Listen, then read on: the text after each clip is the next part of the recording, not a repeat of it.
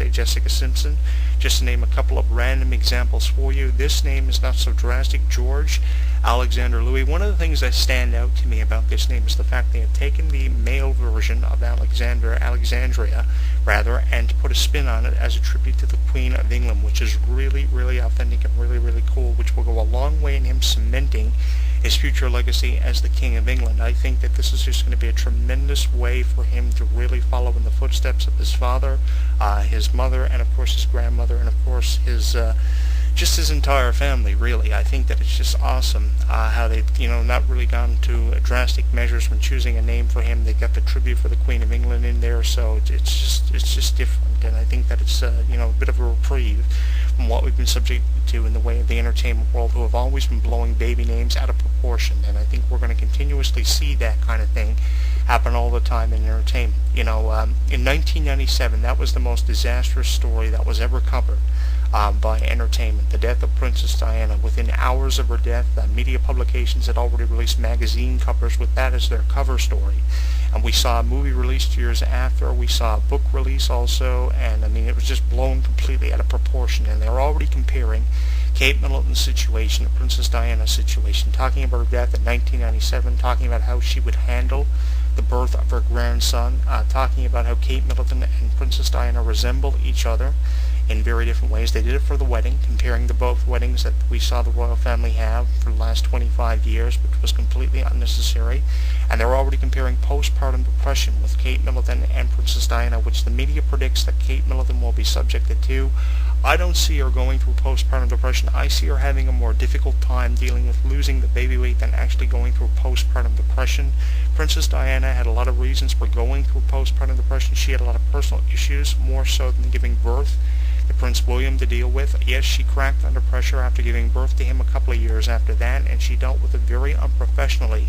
But again, I think that's one of the major qualities that separates Kate Middleton from Princess Diana, with how professionally she's dealing with all the publicists that she's receiving. And I think that it's just, an understanding that she's gotten herself into from being involved with Prince William for a number of years ever before getting married, and she's dealt with it so professionally. She could crack under pressure similar to how Diana did about 20 or 25 years ago, but she didn't. She didn't contemplate suicide because she was pregnant, and she won't contemplate suicide. I'm going to go ahead, as a fan of the royal family for years, which is something that I will never deny to you as a radio show host over this microphone on a public forum, and give them the benefit of the doubt. And I'm doing it, yes, because I'm a fan of the royal family. I had been for a number of years, and just last year I archived a video blog on their marriage and the coverage of their honeymoon, and I've been kind of following through with our coverage by posting news items on our Facebook page.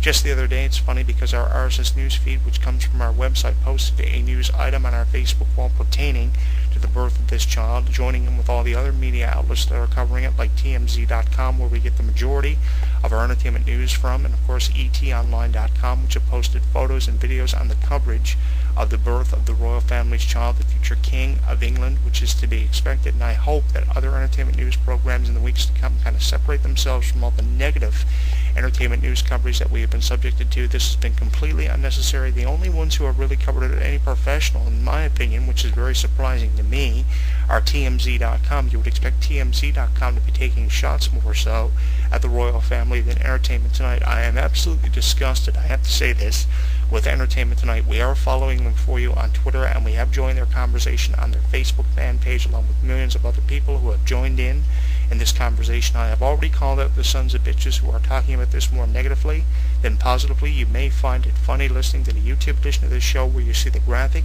of Kate and William, but I think that Entertainment Tonight, their program, has covered it perhaps the most unprofessionally, which is very uncharacteristic of Entertainment Tonight, immediately jumping into the postpartum rumors the other night for their program, talking about losing the baby weight, talking about her cracking under pressure. The comparison of Kate Middleton and Princess Diana has made me completely sick.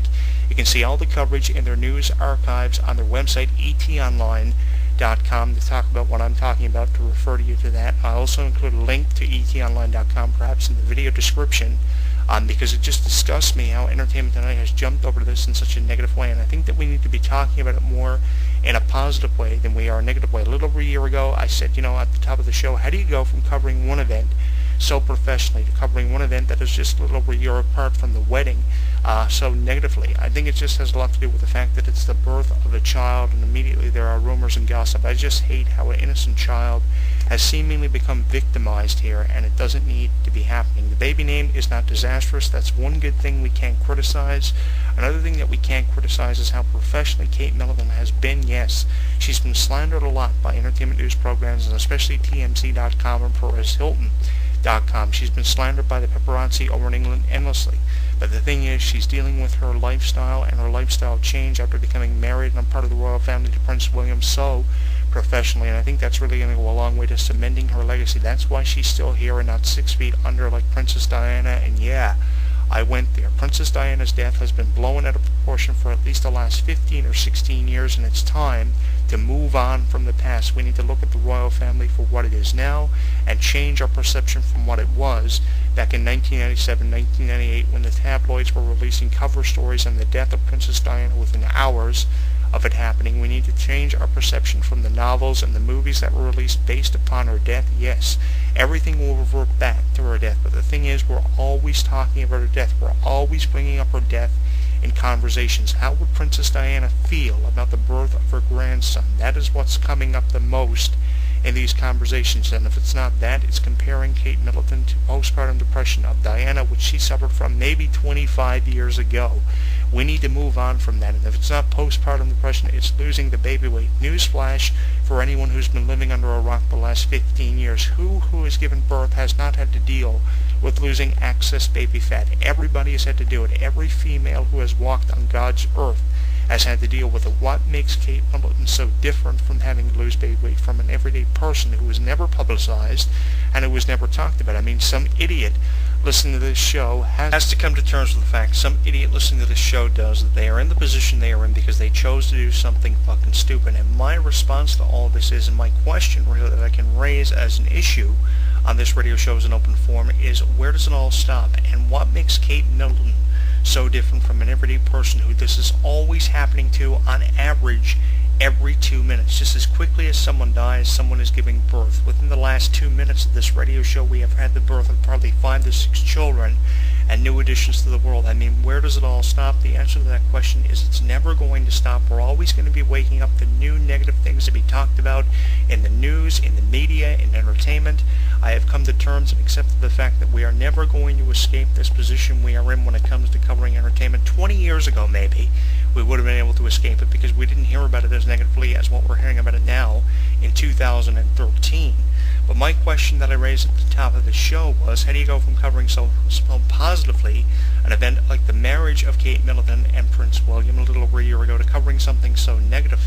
I think it's just because the media hasn't talked about something negative in relation to the royal family seemingly in years. I mean, it was right down to the last detail, this timeline that the entertainment news programs have put together. I mean, even to the point where the Queen had paid a visit to her grandson at 11 a.m. United Kingdom time. I mean, do we really have to have that little brief put in the timeline? I mean, yes. I mean, hours after his birth, they went public with the name announcing George Alexander Louis. That was to be expected to be included in the timeline. But to the point where the Queen paid a visit to her grandson, I mean, where does the royal family have their privacy come into? I think privacy is a really big issue here, and that's why I've had a lot of things to get off my chest with this week's video distribution, which is featured on our YouTube channel, just as last year's video distribution on the marriage of Prince William and Kate Middleton was covered on our YouTube channel. We uploaded it also to the YouTube Royal Family channel.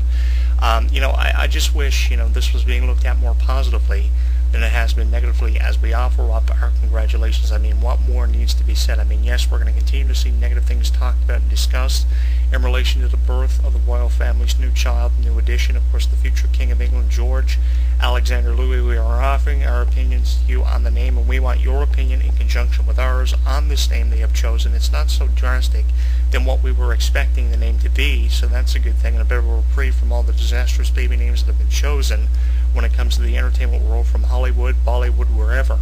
And At least it's a bit of a reprieve from that regard, but what is your opinion on the name, speaking to us from the point of view of a fan listening to us on social media? You can get in on the conversation on Facebook at facebook.com/HW Entertainment, on Twitter at Jonathan Clarke 1, where you'll find videos and photos about Kate's baby weight, postpartum depression, the choosing of their name, and of course the birth of the child in its entirety.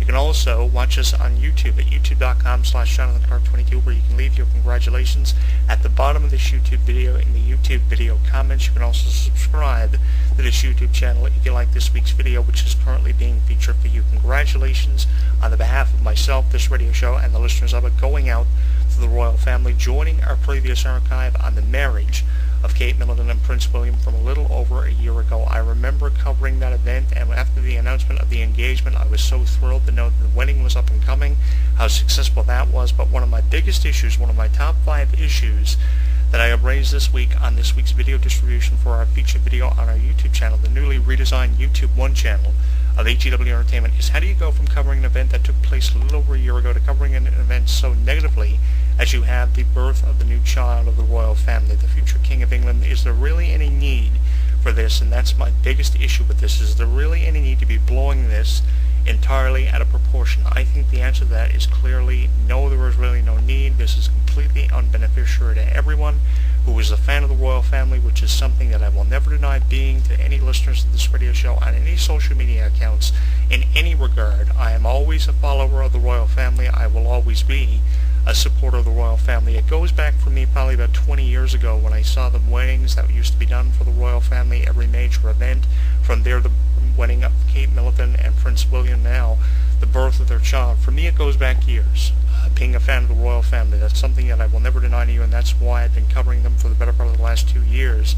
When every major thing comes up and an opportunity arises to discuss anything that happens with them. If it were up to me, I'd know them on a personal level, but I know that'll probably never ever happen for me. But get in on the conversation on Facebook at facebook.com/HW Entertainment, on Twitter at Jonathan Clarke 1, and on YouTube, where this video is featured, the new YouTube 1 channel of HW Entertainment, featuring links to our Facebook and Twitter accounts, detailed descriptions, popular and featured videos. It's all here for you. youtube.com/JonathanClarke22. Don't forget to download our toolbar and screensaver and contribute to the ongoing advertisemental campaign for HEW Entertainment, and tell us what you think of the new baby name that's been chosen. One more time for you here, running it by you, George Alexander Louis. It's not as disastrous as what we were expecting, and it's far more significant than the name that Jessica Simpson or Beyonce has chosen for their babies in the past. So at least that's a bit of a reprieve, as we offer our congratulations one final time to the royal family, the future King of England, George Alexander Louis. Negativity is to be expected over the next couple of, from the point of view of a fan, and that is to be expected. For me, being a fan of the royal family, a follower of them, goes back as far as the early thousands. Not so much of a fan and follower of them as I became in the early thousands in